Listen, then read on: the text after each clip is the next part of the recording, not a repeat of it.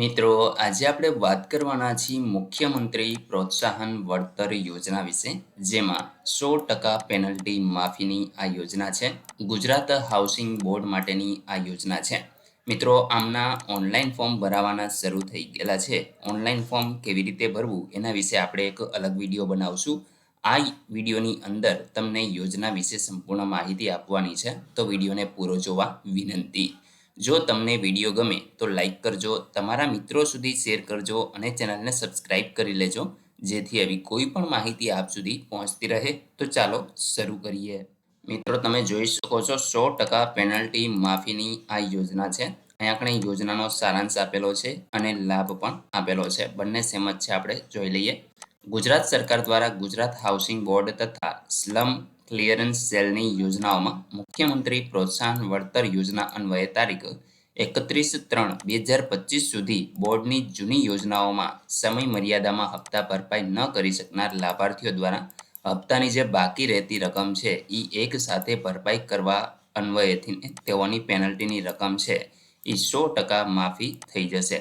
તો મિત્રો, અહીં જે લોકોને 31/3/2025 સુધીમાં હપ્તા નથી ભરાણા અથવા તો કોઈ પણ રીતે હપ્તા છૂટી ગયા છે, તો આવા જે લોકો છે એમને અત્યારે જે તમામ બાકી હપ્તાઓ છે એ રકમ ભરી દઈએ તો એમને કોઈ પણ પ્રકારની પેનલ્ટી છે એ લાગશે નહીં, એમાંથીને મુક્તિ આપવામાં આવે છે. એટલે કે 100% અહીં આગળ તમને વળતર માફી મળશે. મિત્રો, અહીં લાભના પ્રકાર, જેમાં આર્થિક સહાય એટલે કે રૂપિયા પ્રમાણે તમને સહાય છે એ આપવામાં આવે છે. ત્યાર પછી યોજનાનો જે લક્ષ્ય છે એ પણ આર્થિક સહાય જ તમને પૂરી પાડવામાં આવે છે. અહીં આગળ મિત્રો, શહેરી વિકાસ અને શહેરી ગૃહ વિભાગ દ્વારા આ હાઉસિંગ બોર્ડની જે યોજના છે એ અમલમાં છે, જે ગુજરાત સરકાર છે એ ચલાવી રહી છે. અને આ યોજના છે એ તમામ કેટેગરીના લોકોને લાભ આપે છે. અહીંયા તમે જોઈ શકો છો, જાતિ પણ તમામ, વ્યવસાય કોઈ પણ તમે કરતા હો, શિક્ષણ અહીં આપણે ગમે એટલું હોય એ પણ અહીંયા એક્સેપ્ટેબલ છે.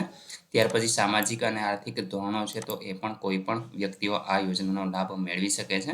વ્યક્તિગત આવક મર્યાદા અહીંયા આગળ કોઈ પણ પ્રકારે છે એ નક્કી નથી.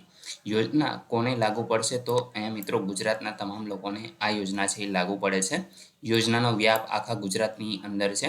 ત્યાર પછી જરૂરી જે ડોક્યુમેન્ટ છે એની વાત કરી લઈએ. તો મિત્રો, આધાર કાર્ડ છે, ત્યાર પછી પરિશિષ્ટ 2 મુજબનું એક આવક અંગેનું નમૂનાનું પ્રમાણપત્ર છે એ તમારે રજૂ કરવાનું હોય છે. પાવર ઓફ એટર્ની પ્રમાણિત જે નકલ હોય છે એ તમારે રજૂ કરવાની હોય છે. ફી ભર્યાની જે રસીદ છે એ તમારે અહીંયા રજૂ કરવાની હોય છે. ભાડા કરારની નકલ, જો ભાડાની પહોંચ અથવા તો મકાન માલિકનો પત્ર પણ તમારે અહીંયા રજૂ કરવાનો રહેશે. એ મિત્રો, અહીંયા આપણે મરણ પ્રમાણપત્ર તમારે રજૂ કરવાનું રહેશે. તો જો કોઈ વ્યક્તિ આ મરણ પામેલું હોય તો એમનું મૃત્યુ પ્રમાણપત્ર પણ તમારે અહીં રજૂ કરવાનું છે. બાકી મિત્રો, આની જે એપ્લિકેશન છે એ તમે ઓનલાઈન કરી શકો છો. અહીંયા આગળ ઘણી બધી વેબસાઇટો આપેલી છે, તમે જોઈ શકો છો. એપ્લિકેશન ઓનલાઈન URL છે એ તમે અહીંયા જોવા મળશે. તો આ લિંક ઉપર તમે ક્લિક કરી અને તમારું જે ફોર્મ છે એ ઓનલાઈન ભરી શકો છો. મિત્રો, આપણે અલગ એક વિડીયો બનાવશું ઓનલાઈન ફોર્મ ભરવા વિશેનો, તો તમે ચેનલ સાથે જોડાઈ જજો, જેથીને તમે એ વિડીયો છે એનું નોટિફિકેશન તમને મળી જાય અને તમે એ વિડીયો છે એ સરળતાથીને જોઈ શકો. બાકી મિત્રો, આ GR આપેલો છે, GR છે એ તમારે જોતો હોય તો આપણી ટેલિગ્રામ ચેનલને તમે જોઈન કરી લેજો.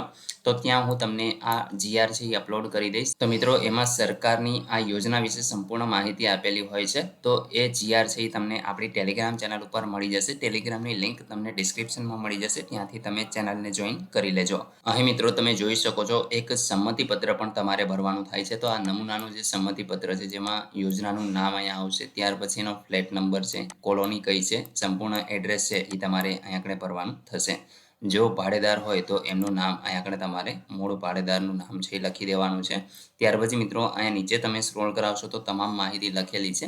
અહીંયા આગળ તમારી બેંકનો જે સ્લીપ નંબર છે એ આવશે. ત્યાર પછી તારીખ અને હપ્તા અને સર્વિસ ચાર્જની રકમ, આ તમામ વસ્તુ છે એ તમે અહીંયા જોઈ શકો છો.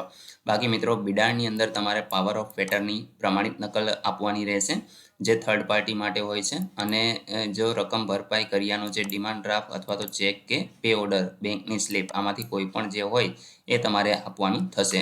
મૂળ ભાડેદાર અથવા તો પાવર ઓફ એટર્ની હોલ્ડરની સહી છે એ અહીંયા કરવાની રહેશે. તો મિત્રો, આ રીતે તમારે સંમતિપત્ર છે એ ભરી દેવાનું હોય છે અને ત્યાર પછી છે એને અપલોડ પણ કરવાનું થશે. તો આપણે જ્યારે ઓનલાઈન અરજી કરવાનો વિડીયો બનાવશું ત્યારે તમને આ તમામ માહિતી છે એમાં સમજાવશું કે કઈ રીતે તમારે અપલોડ કરવાનું છે. તો મિત્રો આશા રાખું છું કે આ વિડીયોની અંદર તમને તમામ માહિતી મળી ગઈ છે. તેમ છતાં પણ કોઈ પ્રશ્ન હોય તો કોમેન્ટ દ્વારા પૂછી શકો છો. વિડીયોને લાઇક કરજો, તમારા મિત્રો સુધી શેર કરજો અને ચેનલને સબસ્ક્રાઇબ કરી લેજો, જેથી આવી કોઈ પણ માહિતી આપ સુધી પહોંચતી રહે. વિડીયો જોવા બદલ આપનો ખૂબ ખૂબ આભાર. મળીએ એક નવા વિડીયો સાથે. ત્યાં સુધી જય હિન્દ.